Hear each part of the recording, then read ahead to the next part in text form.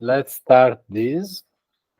My idea is to go through the slides and then have some Q&A, but feel free also, we can keep also this interactive if you have questions. And finally, I mean, the focus of the presentation is mostly on the declarative way of this of the REST API Toolkit, but I was also exploring and trying to use the imperative way, because recently I saw there were a few questions about some functionalities that are not possible with some stuff, few things that is not possible to do with the declarative way. Maybe they will be part of the next release. I don't know, but it would be nice to do that. So, without wasting other time, I'm Francesco. I'm a founder of the Untitled Data Company. I'm a freelancer, let's say. It's a small consulting company. I'm working also with Willy. And you have another guest here. That's me. Hello. Hello. And other than that, let's start with the agenda of this presentation. This is what we are going to cover. I hope you are familiar already with, or you tried something with the REST API. I know that some of you did, but so this will be a bit easier to follow the code, but I try to keep it to the minimum. So why the REST API Toolkit? First of all, APIs are everywhere, as you probably noticed, and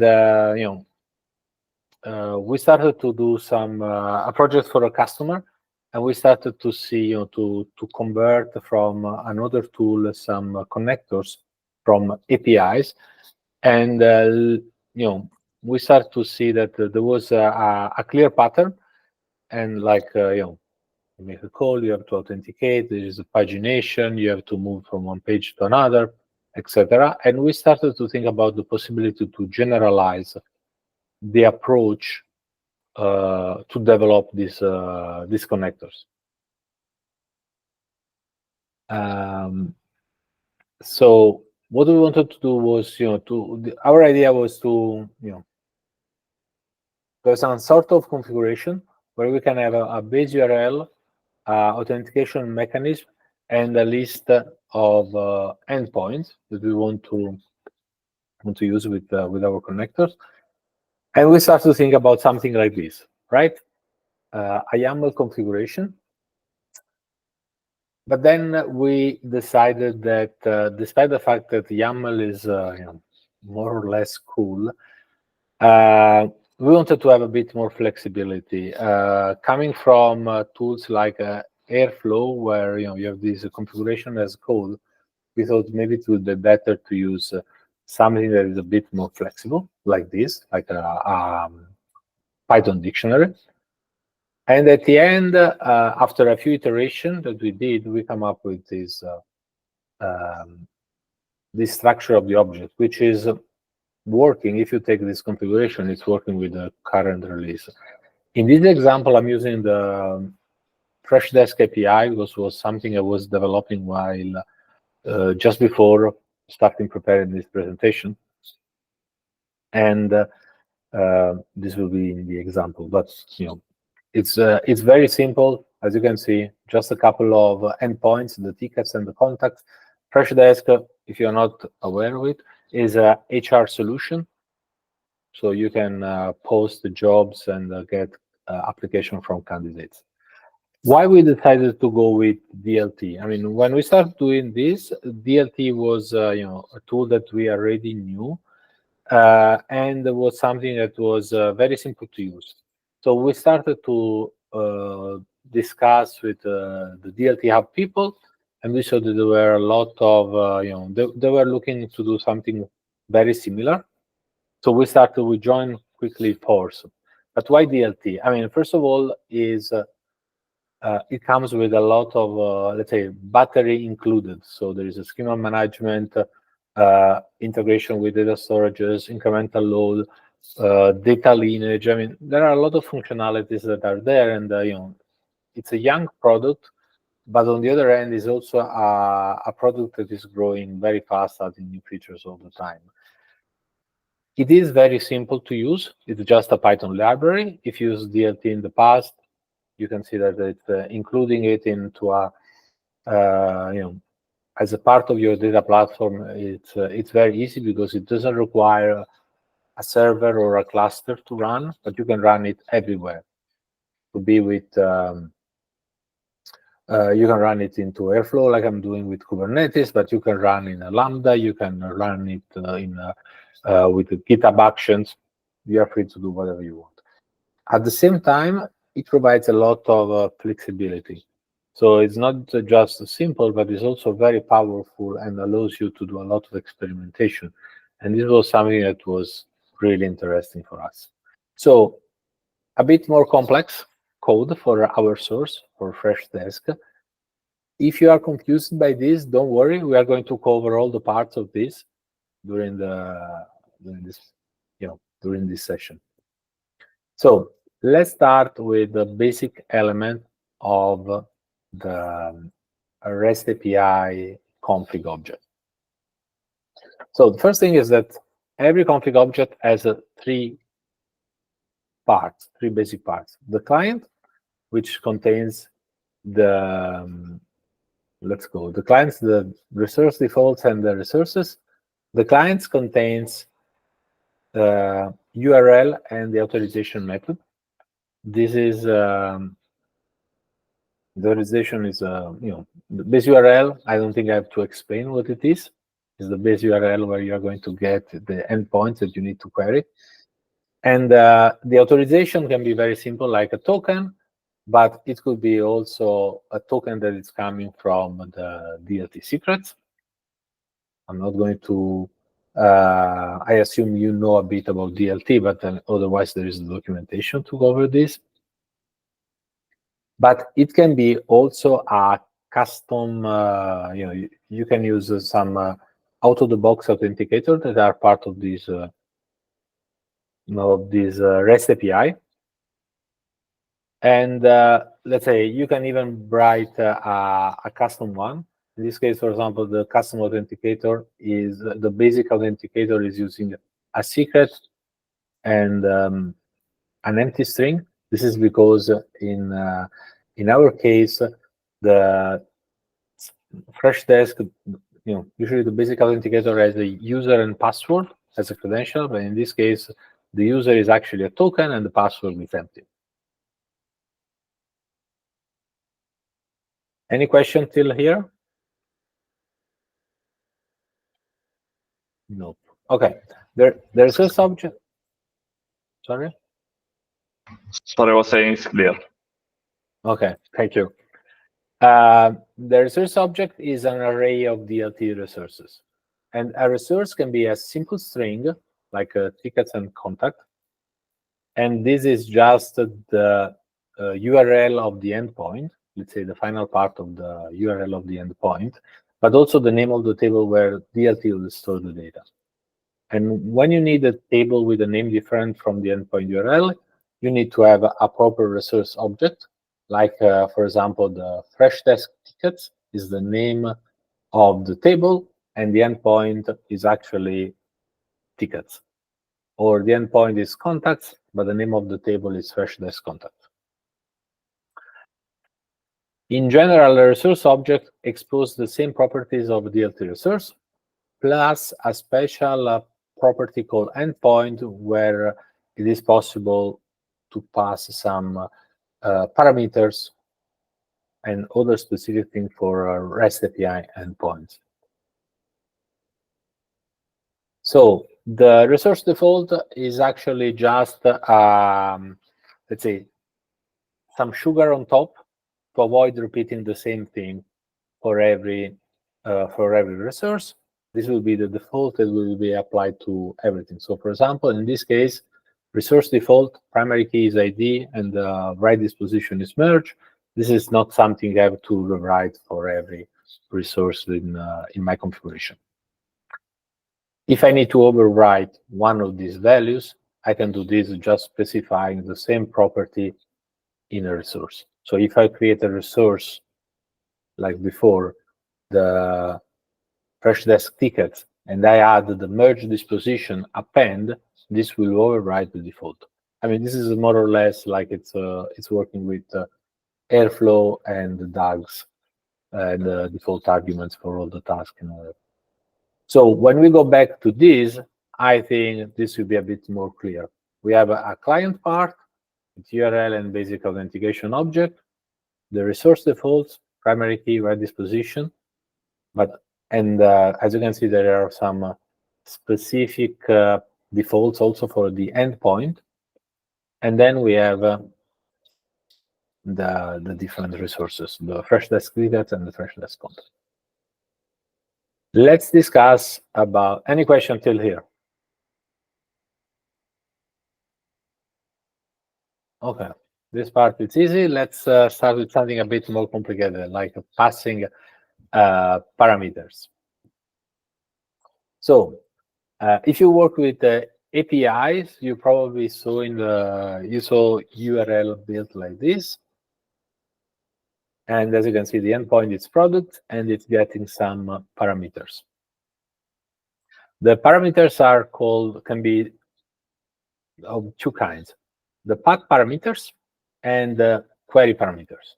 A path parameters is something that looks like part of the path, like 1, 2, 3 looks like that is part of the of the URL. Everything after the question mark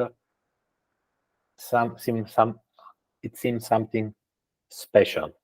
Like in this case, we are saying that we want to run a query where color is equal to blue. So this color equal blue, it's a query parameter. 1, 2, 3 is a path parameters. Now, the query parameters are usually used for filtering and sorting purpose. Let's say, as I said, where color equal blue. Or, for example, when you say sort order, and passing list. They are also used sometimes for pagination. In this case, you say, give me the product with a limit of only 20 products per page. Give me the second page of the list of products. The resource product can be, we can pass this parameter in with the REST API declarative way in the endpoint property, saying that there are params, and specifically there is a param called limit with the value of 20. But don't worry about that. This is just an example. Regarding the pagination, we'll talk about it later. Path parameters are usually used to identify a specific resource. Out of all the products of our company, we want the product number 20. And in this case, for path parameters, we have to do a bit more. In the path of the resource, we have to specify the path parameter with a placeholder, the curly brackets. So in this case, I'm saying product/ID of the product, and the ID is actually coming from the params. Okay, so all clear till here? So we are able to play with path parameters and query parameters. Now, let's talk about the nested resources. So common scenario working with APIs is an endpoint returning the list of things, while there is another endpoint, sometimes even with the same path plus a path parameters, but in this case it's product, return a list of products. Products/ID gives you the details of a product, or products ID/details is going to provide even more information. So this is commonly called a nested resources. And we can also say that the product endpoint is like a relationship of parent-child within the products and the product details. So how do we define this with the REST API config object? As you can see here, we are going to create a resource called product details. We say the path is product ID and details. But of course, we don't want to specify one by one all the products. We want to say, as ID, take the IDs that are coming from the endpoint, which is a parent, right? The product's endpoint. So we can say that the ID is actually not a fixed value, hard-coded value like it was before, like a limit column 20. But in this case, we are going to say, please resolve this value. So this is a parameter of type resolve using the resource product and get the field ID. So what DLT will do behind the scene will be, first of all, not to try to reach products / ID / details, but to first, it's going to query products, collect all the IDs, and then get all the product details. Simple? Easy? Next, the incremental load. This is also a very common use case because not everything stays in the same page. As you can see, some senior data engineer already provided some wisdom how to do it. So they are used to save. The purpose of incremental loads is, of course, as you can imagine, saving resources both for the API server and for the client that is consuming them. So this is how we specify an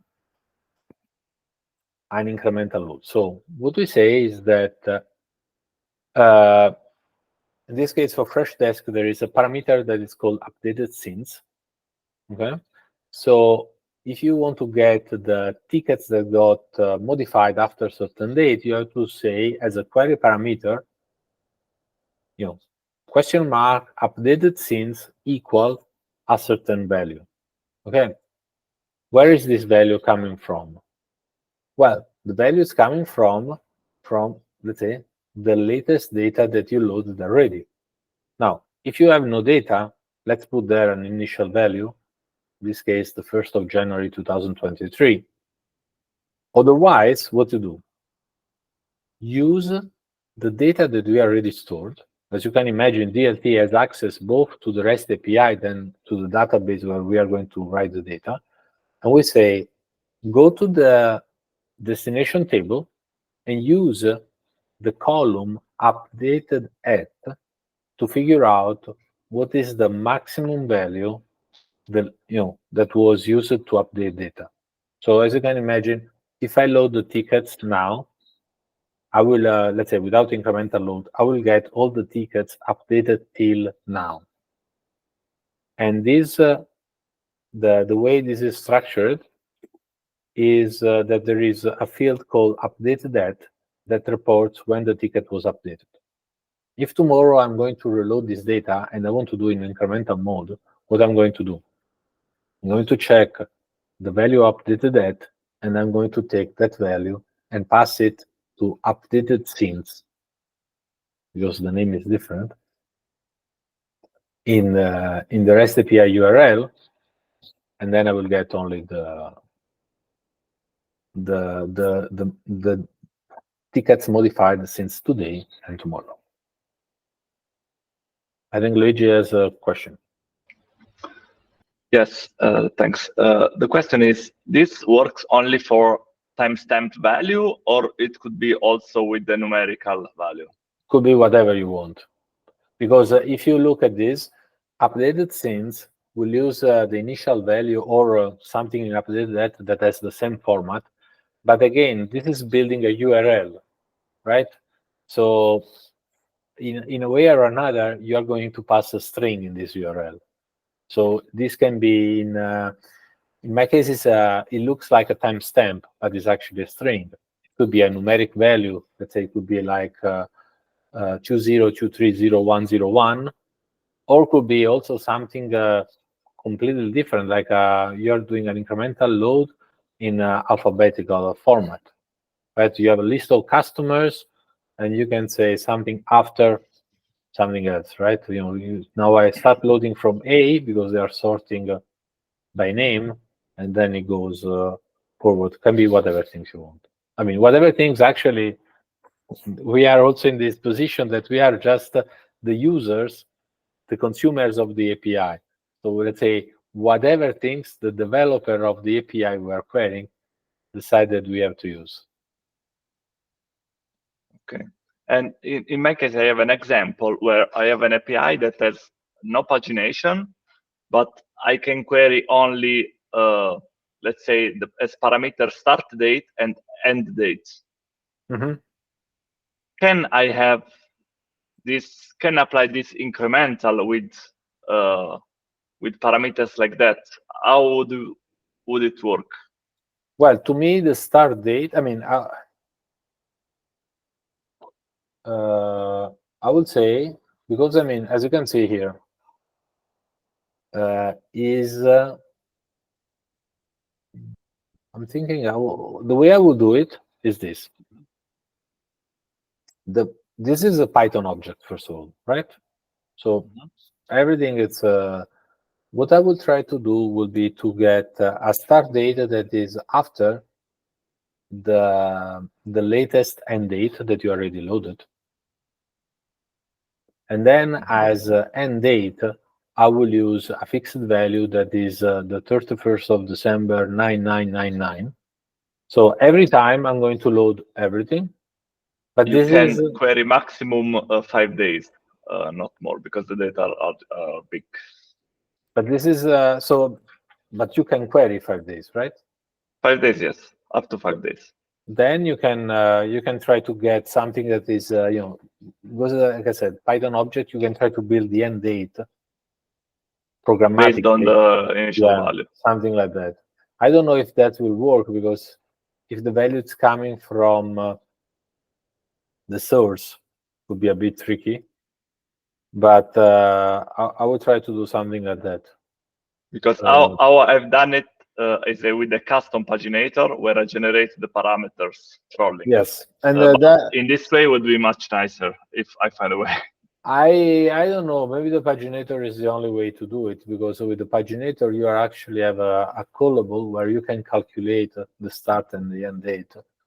So I would think that there's also this is a fixed one. The paginator will incrementally automatically increment the value, right?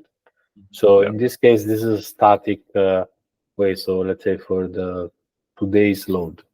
So today I'm going to load the data from today to the next 5 days, or from 5 days in the past to today, and that will probably work, because I know exactly which days I want to load. So it's a bit like when you do idempotent load with with your scheduler. You say, okay, today I'm going to drop all the data for yesterday, and then I'm reloading yesterday, and you can reload this every time. Even if you reload this in a month, they will reload today's data, because they will query only for today's data. So I think the paginator is a good way. Thank you. Okay, a few other things to advanced features. So I think we have to thanks a lot the people at DLT Hub. Anton did a great job, because it simplified a lot the config object, how it works, because a lot of things we don't need to care most of the time, because are handled behind the scene. So like we said before, we have this is about the paginator. Big volume of data, too many data, they are split in pages, right? So if you are not familiar with that, it's a bit like Google search results. You get many pages, and then you look first page, second page, etc. Unfortunately, despite the fact that many people are familiar with this pattern, APIs implement the pagination in different ways. So these are some examples. Page and page size. I want page 2, and every page has 10 elements. The offset, it's similar, but instead of saying which page you want, it's from which element you want to start. I want to start from element 10, and I want to get another 10 elements. Then I want to start from element 20 and get another 10 elements, etc. Timestamps. So you can go with this, and then you have a limit. You can have a cursor. So cursor is a bit like a timestamp, but it's you cannot understand what is there. I mean, it's a hash or something.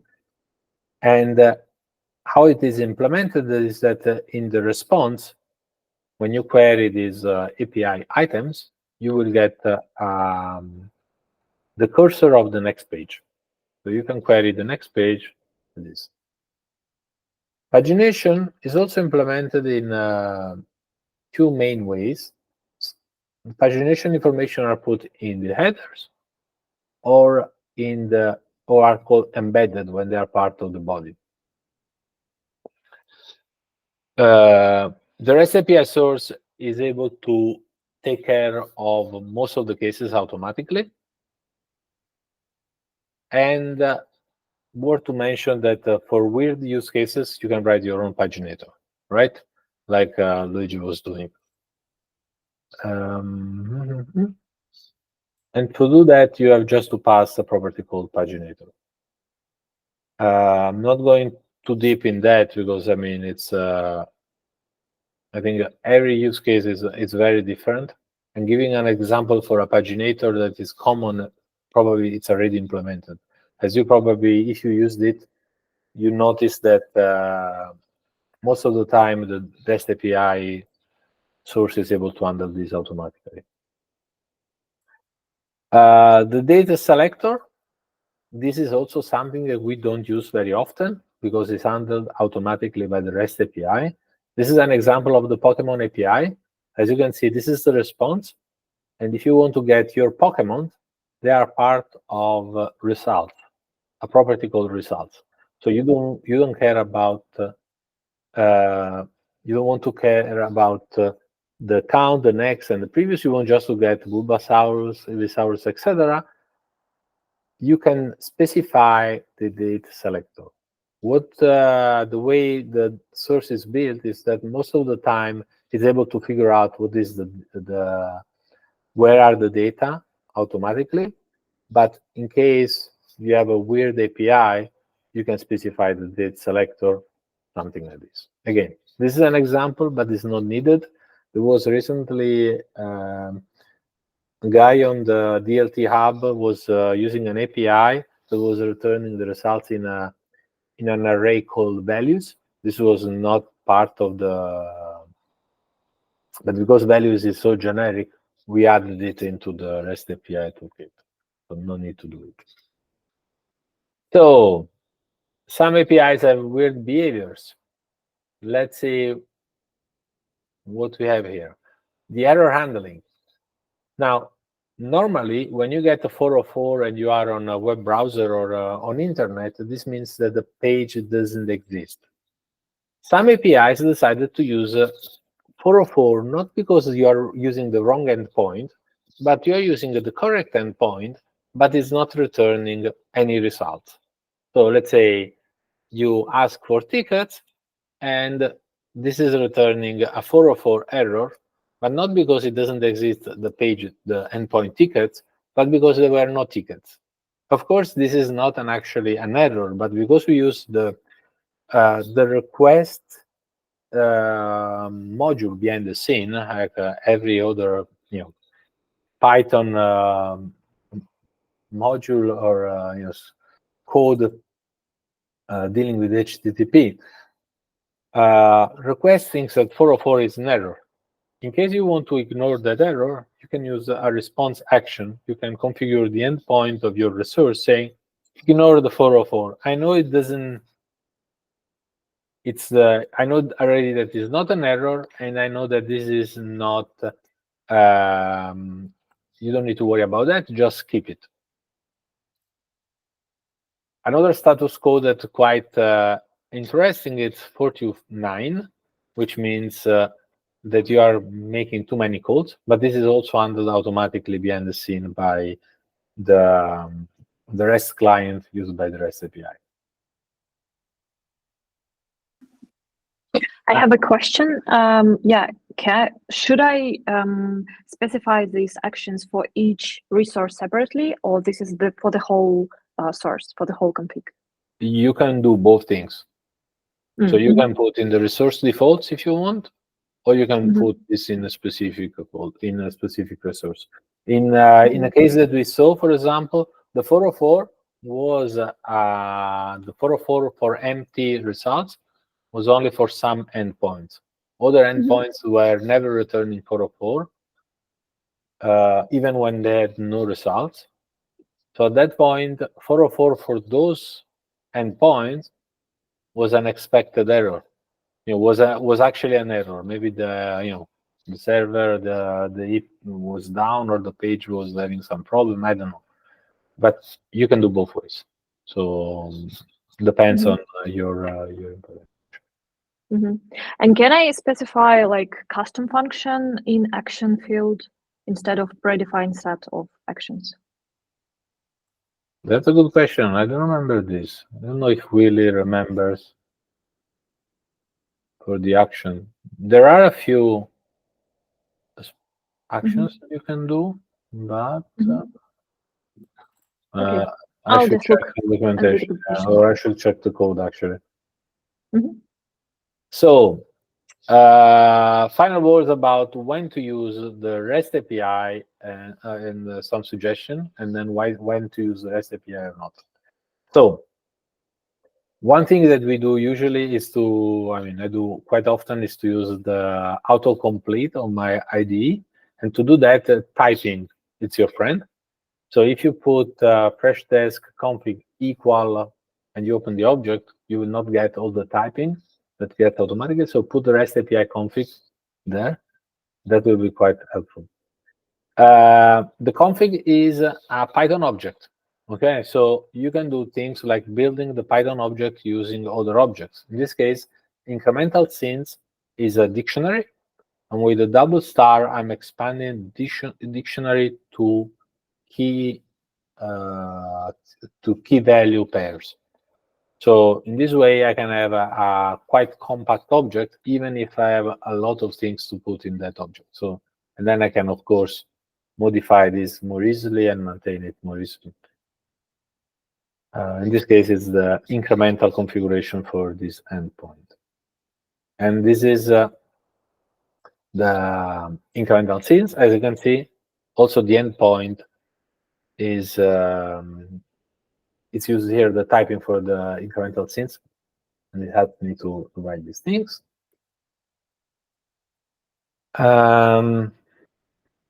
Also, another nice thing is that a validator config is already part of the REST API, and in case you do something like this, a typo, it will tell you that a missing field is required and will tell you what is missing, etc. I don't know if you used it, but I mean, to me, it saved save time. This is nothing that will change your life, but 5 minutes here, 5 minutes there. And then, of course, how to use it. You create the REST freshdesk config that I was creating. You create a source, and then you just run it, and that's it. So now, I hope you liked it till now, but let's also see if it's your use case is the correct one. So question is, will I use the next my next DLT source to the REST API Toolkit? And as you can imagine, the answer is it depends, right? So I would definitely start with the REST API source if there is no Python client for the REST API that I'm querying. Or if the Python client is just a wrapper around the HTTP API and doesn't provide some advanced functionalities. Some Python SDK are quite good and they make your life easier. Others are just behind and are not updated with the REST API. So if let's say If there is a Python SDK, I will also consider that, but also depends on what I'm trying to do. One thing that, for example, you cannot do with the REST API is to handle asynchronous endpoints, which are the ones where you call an endpoint and then you get the results calling a second endpoint after a while. Another use case that we saw was to use GraphQL endpoints. This is something that we were investigating using a post request, but I mean, it's not really, was not really a widespread, let's say, requirement.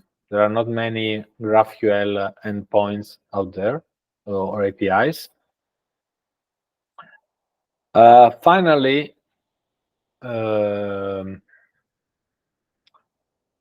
in case you are dealing with, strange paginators or error handling and other, and even doing in the custom with the custom paginator and custom error handling, it's not working for you. Maybe at that point, it's maybe you will be better off if you write your own code, like using the request method and so on. But to be honest, from what we saw recently on, since we did the release, there were a lot of people interested in using the REST API, and very few people that they were not able to solve their problem. And this is where maybe using the REST client in let's say not declarative mode, but in an imperative mode would be quite useful. So final slide. Thanks to the DLT people that helped us with this. They, for us was very, let's say, interesting to work with them and collaborate with them. They did most of the coding part, but it was super nice experience for us. The DLT community also was quite helpful in providing feedback. So I think we had a lot of fun doing this with Willy and with Anton and the people at DLT. Finally, there are a few tutorials on YouTube to repair. You can contact us if you need anything else. Any further question from your side? I think Willy raised the hand. Yes. Okay. Thank you very much for the presentation. And Violetta, I just want to follow up on your question. You asked whether the response actions are only strings, or if these can also be callable things. And I just looked up the code, and it seems that as of now, these are only strings and not things. Yeah. So you can but maybe only... it's something for the future. Exactly. Yes. So right now we can only ignore or retry certain status codes. Yeah, that's what the connector can do. Thank you. You're welcome. So if you still have a bit of time, Luigi has a question. Just quick question. So where in the documentation can we find how we can write the config? So for example, type resolve, this kind of thing. Because looking around, I was not able to find in the docs there. So is there some source where we can see all the possible options that we can write the configuration, how we can write it? There is a bit of additional documentation in the README on the DLT verified resources. Yes, it really has. Thank you. This open here. This is one part, but there is. I think I was writing something for.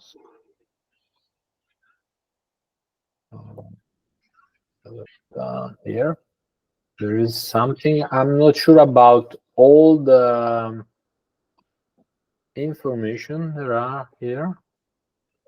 Params.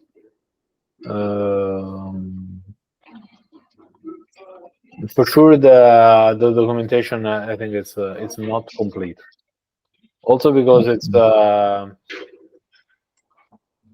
new one. It's quite new, but also we have quite a lot of features that we added over time. Willie, maybe you want to say something? Yes, and then the other thing is, so yes, there is this documentation about how to declare things and what are the options. But then also, as Francesco touched upon in the presentation, if you use an IDE, then it will also auto-complete it and suggest what are the options, because of the way these configuration dictionaries implemented, right? So here, the author used type dictionaries, therefore the IDE can parse it and suggest, right? Exactly as he's showing now. So you can select and let's say auth, and then if you do that, then it also, we make a colon. No, I think in this case you have to write. You need to know what is the string. It's not going to suggest this. Okay, yeah, but to whatever level the types are defined, to that level, it will, I suggest.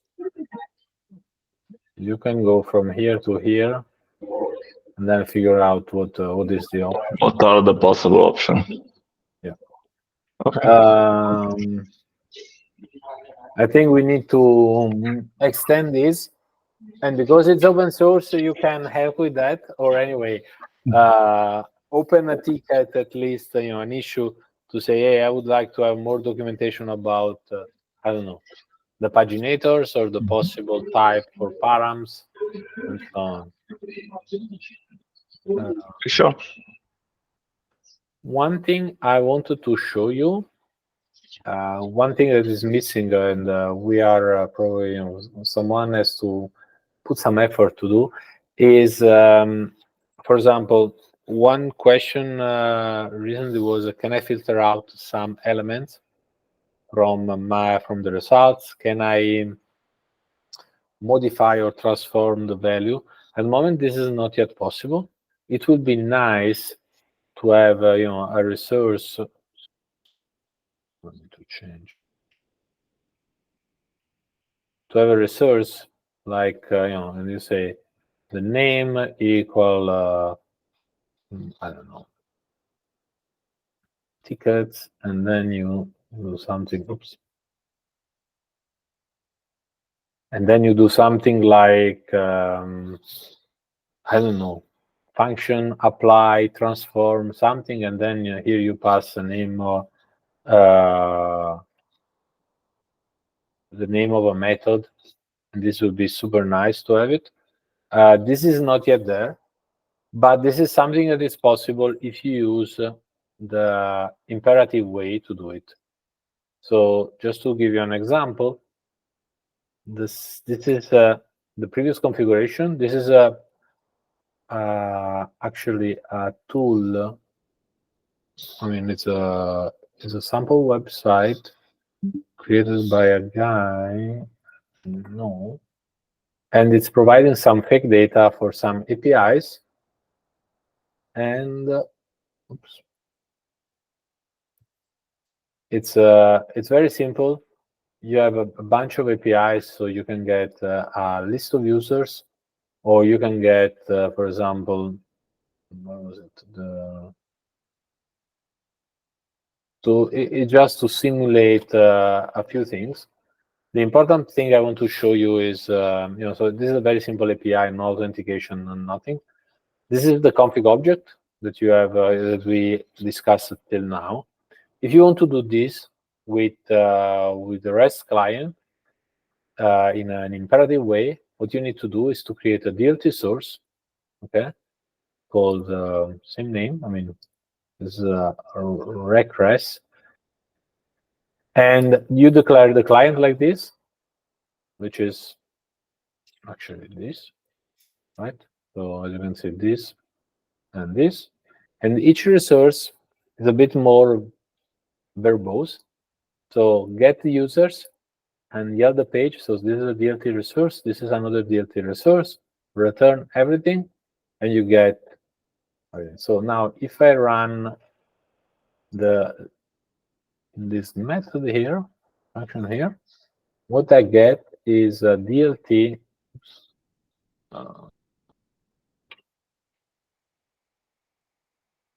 I get some data, and I can see my data if I run. I think I deleted the database before this call, so I can show you how it looks like. So these are the data. In a moment. So in unknown, there are 6 rows with some name of colors. Okay, as you can see, there is ID, there is a name, etc. Now, if I want to do some operation on this data, let's say before storing it, this is something that the DLT can be used for, but the REST API is not able to do that. So if I want to do these changes, I'm forced to do this in this way. So for example, I could define the unknown resource as this and say, hey, you know what?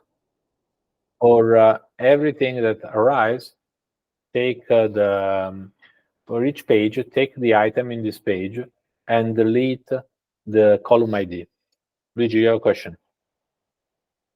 Yeah, because I was trying to do something like this, and what I've done is I defined a resource with the REST API source, and then when I called the pipeline run, I added the map function.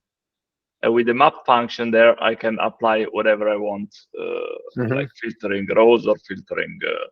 So still using the REST API. Yeah. So it's that is another approach. I mean, this was let's say another way to do it.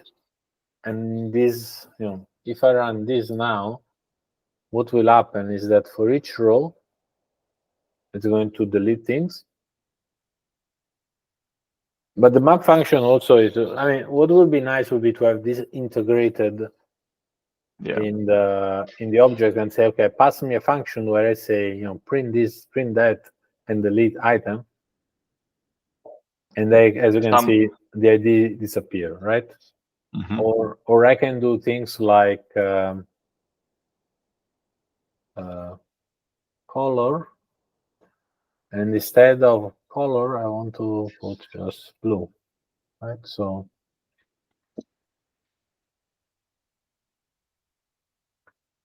at this point again, I will see the initial one is this one, and then as you can see here, color becomes blue, and the ID disappear. So I can modify the data. I can do things. I mean, I can exclude element and do filtering, for example, and do this. If I go back to my data, I think I have to restart because it's got only 6 rows, so I think it's because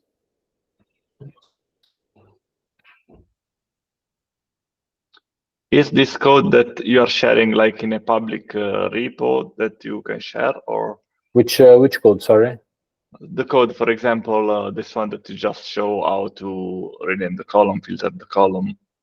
Oh no, this is not anywhere. But I mean, this is just a very simple file. Just one function. Okay. Yeah. So it's so I will put in. If you want, I can put in a gist. How it's called? Gist. But if you're interested in seeing some reference code, we have a repository with a bunch of examples. So where we have all the examples that we develop in the YouTube tutorials. They're all available. Let me just post a link here. And also, I just added one more. because we also wrote a blog post where we produced a Zoom source and implemented a custom authentication with OAuth 2.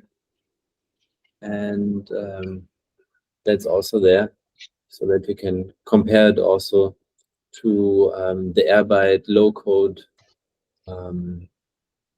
builder, connector builder. Okay, that's. Do you have also a YouTube channel where you're making the courses? Yes, Or there just- are. Yeah, I mean, I'm recording this. I will upload there.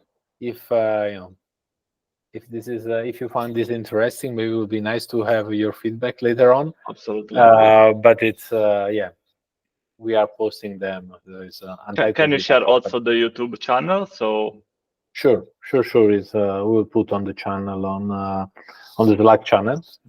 One question for you actually. I don't know if you tried. I mean, Luigi, I know that you did. Would be, what is your what is your preferred approach? Would be to use the config object or to go with the imperative way if it's needed, or because it's something. I mean, I started this thing thinking I want to have a simple way to configure things and not to care too much, because at the end of the day, REST API should not change very often. But then if you have to maintain a simple object is better. But I also saw that some people they prefer to to play with the code, and so what is the feedback from your side? I would prefer a configuration object, maybe with little more flexibility, like for example, apply where you can specify function to apply to the code, something like that. So that would be the best, because it's more easy to maintain and to change.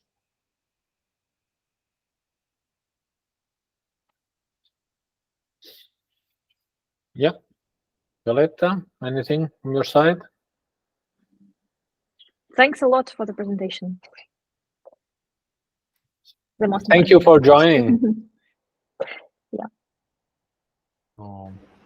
Yeah, wonderful. Well done, Francesco.